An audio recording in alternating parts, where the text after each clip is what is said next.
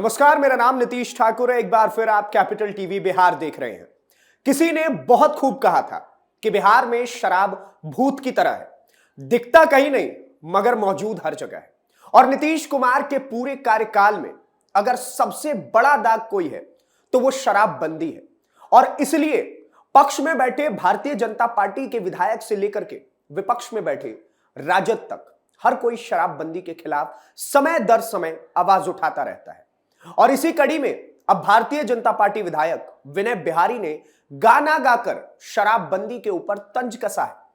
उससे पहले आप हमारी ये स्पेशल रिपोर्ट देखिए।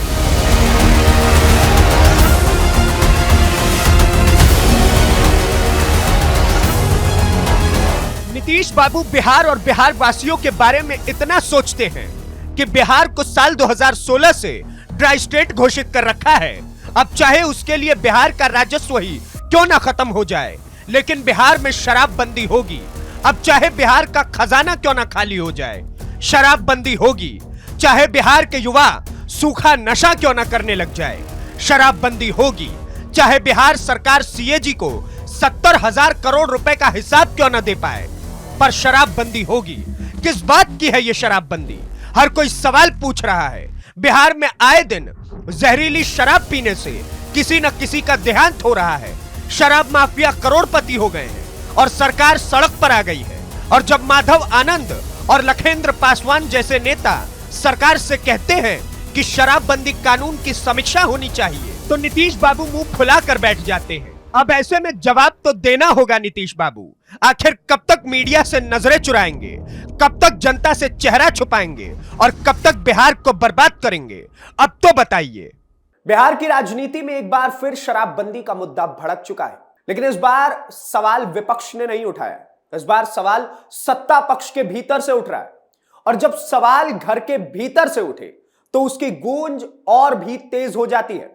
बीजेपी विधायक विनय बिहारी ने बिहार विधानसभा के पोर्टिको में गाना गाकर शराबबंदी पर तंज कस दिया है। उन्होंने सीधे सीधे मुख्यमंत्री नीतीश कुमार की सरकार को कटघरे में खड़ा कर दिया है।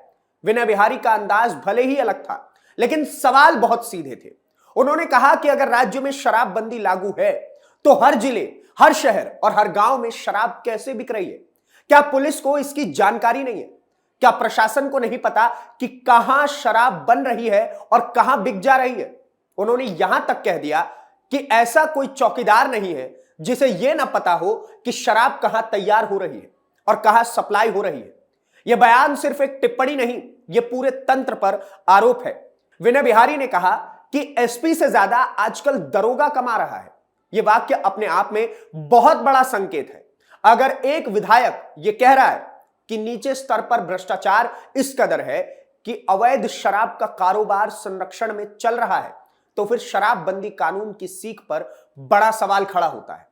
बिहार में शराबबंदी को लागू हुए कई साल हो चुके हैं। इसे सामाजिक सुधार का कदम बताया गया था। कहा गया कि इससे परिवार टूटने से बचेंगे, महिलाओं पर अत्याचार कम होगा, घरेलू हिंसाएं रुकेंगी। उस समय इसे एक साहसिक निर्णय कहा गया। लेकिन आज जमीनी हकीकत क्या है?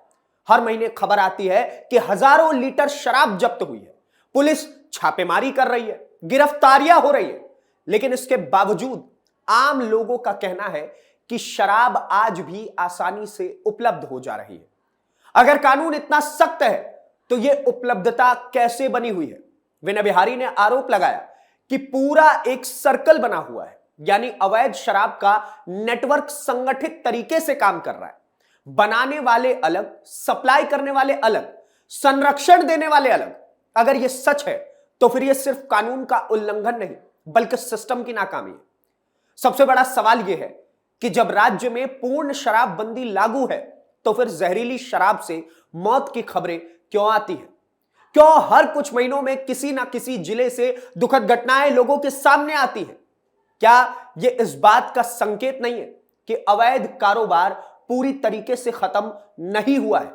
विनय बिहारी ने यह भी कहा कि अगर शराबबंदी लागू है तो इसे सख्ती से लागू किया जाना चाहिए, वरना इसकी समीक्षा होनी चाहिए। यह मांग अपने आप में बहुत बड़ा अहम मांग है, क्योंकि यह पहली बार नहीं जब शराबबंदी की समीक्षा की बात उठी हो।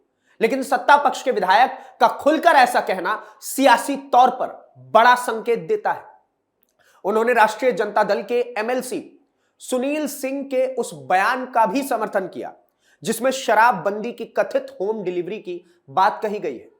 जब सत्ता और विपक्ष के अलग अलग नेता एक जैसी बात कहने लगे तो सरकार को आत्ममंथन करना चाहिए, नीतीश बाबू को आत्ममंथन करना चाहिए कि आखिरकार वो सही है या गलत। आज स्थिति यह है कि एक तरफ सरकार सख्ती का दावा करती है, दूसरी तरफ जमीनी स्तर पर सवाल उठ रहे हैं। अगर पुलिस को सब पता है, अगर स्थानीय प्रशासन को जानकारी है, तो कार्रवाई निर्णायक क्यों नहीं हो रही है? शराबबंदी के कारण सरकार को राजस्व का बड़ा नुकसान हुआ है। पहले जो टैक्स आता था वो अब नहीं आता, लेकिन दूसरी तरफ अवैध कारोबार से कुछ लोग माला माल हो रहे हैं। क्या यह सही स्थिति है? सवाल यह नहीं है कि शराबबंदी अच्छी है या फिर बुरी, सवाल यह है कि जो नीति लागू की गई क्या वो प्रभावी तरीके से लागू हो पा रही है? अगर नहीं तो क्या सरकार इसे स्वीकार करने को तैयार है? बिहार के लोगों ने शराबबंदी को एक उम्मीद के साथ देखा था, खासकर महिलाओं ने इसे समर्थन दिया था। लेकिन अगर कानून का पालन आधा अधूरा हो और उसका फायदा माफिया उठा ले तो फिर यह नीति अपने उद्देश्य से भटक जाती है। आज जरूरत है ईमानदार समीक्षा की, आज जरूरत है यह तय करने की कि क्या व्यवस्था में सुधार संभव है, क्या भ्रष्टाचार की जड़ पर चोट की जाएगी, क्या जिम्मेदारियां तय होंगी।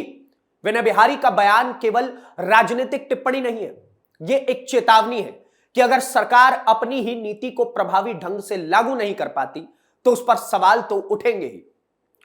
मुख्यमंत्री नीतीश कुमार ने शराबबंदी को अपनी पहचान बनाया था, अब वही नीतीश और उनकी नीति सवालों के घेरे में है। क्या सरकार इन सवालों का जवाब देगी? क्या जमीनी हकीकत को स्वीकार करेगी या फिर सब कुछ पहले की तरह चलता रहेगा? बिहार की जनता यह जानना चाहती है कि कानून सिर्फ किताबों में रहेगा या जमीन पर भी दिखेगा। अगर शराबबंदी है तो पूरी तरीके से हो, और अगर नहीं हो पा रही तो ईमानदारी से उसकी समीक्षा हो, क्योंकि अंत में सबसे बड़ा सवाल यही है, नीति से ज्यादा महत्वपूर्ण उसका सही क्रियान्वयन है। और मैं आपको एक बात बताता हूं कि इस वक्त बिहार में एक तरफ जहां शराबबंदी के खिलाफ लोग बयान दे रहे हैं, बड़े बड़े सत्ता पक्ष के विधायक हो या फिर विपक्ष के सभी शराबबंदी के खिलाफ कह रहे हैं कि यह बेहद गलत नियम है और अगर इसे इंपोज भी करना है तो इसके लिए अधिकारियों को सख्त होना पड़ेगा, सरकार को सख्त होना पड़ेगा, नीतीश बाबू को सख्त होना पड़ेगा। लेकिन हकीकत कुछ इस प्रकार से है कि ये तीनों ही एसी वाले कमरों में कुर्सियां तोड़ रहे हैं और अंतकाल जनता तक शराब पहुंच रही है और वही शराब से पैसा राजस्व में नहीं जा रहा, बिहार के राजस्व में नहीं जा रहा है, वो पैसा वो उन लोगों के जेब में जा रहा है जो लगातार शराब को इल्लीगल तरीके से बिहार के अंदर बेच रहे हैं। और मजे की बात आप देखिए कि एक तरफ बिहार इस वक्त राजस्व के मामले में बेहद घाटे में है, बिहार का खजाना खाली हो चुका है, सरकार के पास आने वाले कुछ सालों के लिए, कुछ महीनों के लिए भी पैसे नहीं बचे हुए कि किस प्रकार से वो जो सरकारी नौकरियां करते हैं उनकी सैलरी कैसे देंगे, जो सरकार जिन चीजों के लिए पैसा भरती है समय दर समय, केंद्र सरकार से जो लोन लेती है उसका ब्याज चुकाना होता है, उन सारी चीजों के लिए इस वक्त बिहार के पास पैसा नहीं है। लेकिन अपने सेल्फ ईगो के लिए, अपने सेल्फ ईगो और अपने सेल्फ पॉलिटिक्स के लिए नीतीश बाबू केवल और केवल अपने एकमात्र वोट बैंक को साधने के लिए इस वक्त बिहार में शराबबंदी लागू किए हुए हैं, जिससे कि उनके सो कॉल्ड वोट बैंक का फायदा उन्हें मिले, चाहे बिहार गरीब क्यों ना रह जाए, चाहे बिहार के लोग जहरीली शराब पीने से क्यों ना मर जाए। और आए दिन इस प्रकार की खबरें आती है कि शराब बिहार में मिलती तो जगह जगह है, अपितु सरकार के खाते में उसका पैसा नहीं जाता। वो पैसा जाता है झारखंड के माफियाओं के पास जो बिहार के अंदर शराब भेजते हैं, वो पैसा जाता है बंगाल के माफियाओं के पास जो बिहार में शराब भेजते हैं, वो पैसा जाता है उत्तर प्रदेश के माफियाओं के पास जो बिहार में शराब भेजते हैं और लगातार बेचते हैं। लेकिन ना नीतीश बाबू के अधिकारी, ना जमीन पर बैठा वो दरोगा जिसके हाथ में यह कार्यभार सौंपा गया है कि बिहार में शराबबंदी इंपोज होनी चाहिए, वो उस तरीके से इंपोज नहीं है और वो लोग कार्य भी नहीं कर पा रहे। और दूसरी तरफ आज जब विनय बिहारी अपनी बातों को रख रहे थे तो उन्होंने एक बात और कही, उन्होंने कहा कि बिहार में अगर शराबबंदी करनी है तो सीखिए गुजरात में कैसे शराबबंदी हो रखी है। उसके तर्ज पर अगर आप बिहार में शराबबंदी करते हैं तो इससे किसी को समस्या नहीं होगी, क्योंकि वहां पर शराबबंदी को लेकर के एक सख्ती से नियम लागू है। वहां पर नियम इतना सख्त है कि गुजरात के अंदर शराब मिलना ना के बराबर है। आप बहुत मुश्किल से ऐसी खबरें सुनेंगे कि गुजरात में जहरीली शराब पीने से मौतें हो गई। लेकिन अगर वही बिहार की बात की जाए तो यहां पर समय दर समय, साल दर साल इस प्रकार की खबरें लगातार सुनने को मिलती हैं कि बिहार के अंदर शराबबंदी के कारण लोगों ने जहरीली शराब को खरीदा, नकली शराब को खरीदा और उसे पीने की वजह से कई लोगों की जान चली गई। वो जान सरकारी आंकड़े आपके लिए हो सकते हैं, हमारे लिए हो सकते हैं, सरकार के लिए हो सकते हैं, लेकिन हकीकत में वो किसी परिवार के लिए वो पूरी दुनिया थी। वो केवल एक सरकारी आंकड़ा भर नहीं था। बाकी आप क्या सोचते हैं शराबबंदी के इस नियम को लेकर के, नीतीश बाबू के इस तुगलकी फरमान को लेकर के जो उन्होंने साल 2016 से बिहार के ऊपर थोप रखा है, नीतीश बाबू के सेल्फ ईगो को लेकर के हमें कमेंट बॉक्स में जरूर बताइए आप क्या सोचते हैं। शराबबंदी रहनी चाहिए या फिर इसे हटना चाहिए, और अगर रहनी चाहिए तो कितने सख्त नियम इसके लिए होने चाहिए, हमें कमेंट बॉक्स में जरूर बताएं। और ऐसी वीडियोस को देखने के लिए कैपिटल टीवी बिहार को सब्सक्राइब करें। धन्यवाद, नमस्कार, जय हिंद, जय बिहार।